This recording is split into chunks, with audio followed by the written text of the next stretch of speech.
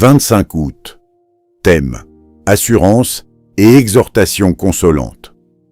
Nous savons que quand il sera manifesté, nous lui serons semblables, car nous le verrons comme il est. 1 Jean 3, 2.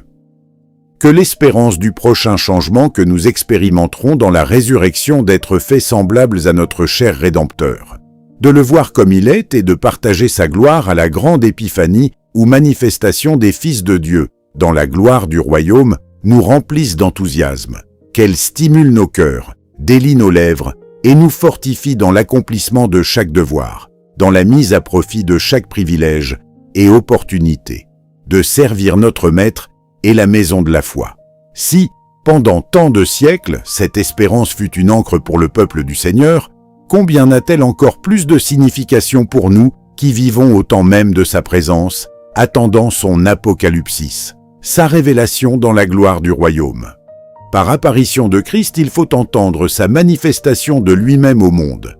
Celle-ci se produira au moyen des afflictions du temps de détresse.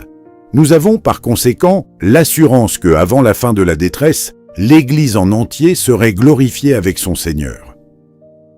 L'apparition de ses membres avec lui ne sera pas dans la chair, de même que son apparition n'est pas dans la chair.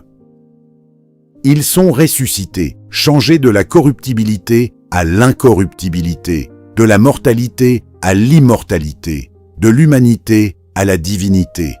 Dans cette glorieuse condition, ils lui sont semblables. Ils le voient et sont aussi avec lui. Nous pouvons bien être contents des conditions défavorables présentes avec les perspectives du royaume devant nos regards impatients. Question: quel effet a eu sur moi cette espérance cette semaine? Quels furent les résultats?